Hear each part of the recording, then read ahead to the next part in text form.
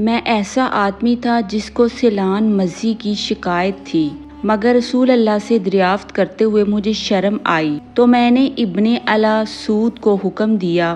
انہوں نے آپ سے پوچھا، آپ نے فرمایا کہ اس میں وضو کرنا فرض ہے۔ صحیح بخاری حدیث نمبر 178۔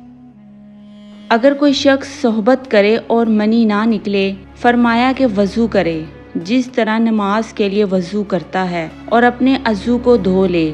حضرت عثمان رضی اللہ عنہ کہتے ہیں کہ یہ میں نے رسول اللہ سے سنا ہے۔ پھر میں نے اس کے بارے میں حضرت علی، زبیر، طلحہ اور ابی بن کعب رضی اللہ عنہم سے دریافت کیا، سب نے اس شخص کے بارے میں یہی حکم دیا۔ صحیح بخاری حدیث نمبر 179۔ رسول اللہ نے ایک انصاری کو بلایا، وہ آئے تو ان کے سر سے پانی ٹپک رہا تھا۔ رسول کریم نے فرمایا، شاید ہم نے تمہیں جلدی میں ڈال دیا۔ انہوں نے کہا، جی ہاں۔ تب رسول اللہ نے فرمایا کہ جب کوئی جلدی کا کام آ پڑے یا تمہیں انزال نہ ہو تو تم پر وضو ہے، غسل ضروری نہیں۔ صحیح بخاری حدیث نمبر 180۔ رسول کریم جب عرفہ سے لوٹے تو پہاڑ کی گھاٹی کی جانب مڑ گئے اور رفع حاجت کی۔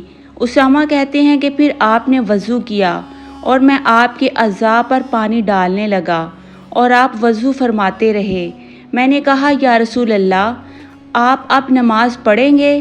آپ نے فرمایا، نماز کا مقام تمہارے سامنے یعنی مزدلفہ میں ہے، وہاں نماز پڑھی جائے گی۔ صحیح بخاری حدیث نمبر 181۔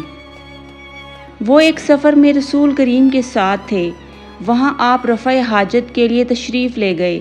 جب آپ واپس آئے تو آپ نے وضو شروع کیا اور مغیرہ بن شعبہ آپ کے اعضاء وضو پر پانی ڈالنے لگے۔ آپ وضو کر رہے تھے، آپ نے اپنے منہ اور ہاتھوں کو دھویا، سر کا مسح کیا اور موزوں پر مسح کیا۔ صحیح بخاری حدیث نمبر 182۔ انہوں نے ایک رات رسول کریم کی زوجہ مطہرہ اور اپنی خالہ حضرت میمونہ رضی اللہ عنہا کے گھر میں گزاری۔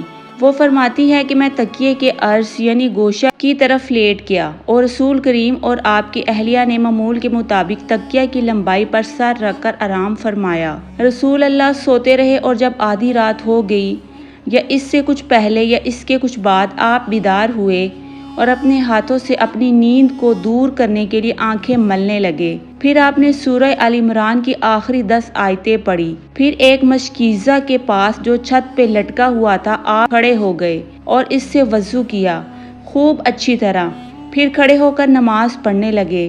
ابن عباس کہتے ہیں، میں نے بھی کھڑے ہو کر اسی طرح کیا جس طرح آپ نے وضو کیا تھا، پھر میں بھی آپ کے پہلوئے مبارک میں کھڑا ہو گیا۔ آپ نے اپنا دانا ہاتھ میرے سر پر رکھا اور میرا دایاں کان پکڑ کر اسے مروڑنے لگے۔ پھر آپ نے 2 رکعتیں پڑھی، اس کے بعد پھر 2 رکعتیں پڑھی، پھر 2 رکعتیں پڑھی، پھر 2 رکعتیں، پھر 2 رکعتیں، پھر 2 رکعتیں پڑھ کر اس کے بعد آپ نے وتر پڑھا اور لیٹ گئے۔ پھر جب مؤذن آپ کے پاس آیا تو آپ نے اٹھ کر 2 رکعت معمولی طور پر پڑھی، پھر باہر تشریف لا کر صبح کی نماز پڑھی۔ صحیح بخاری حدیث نمبر 183۔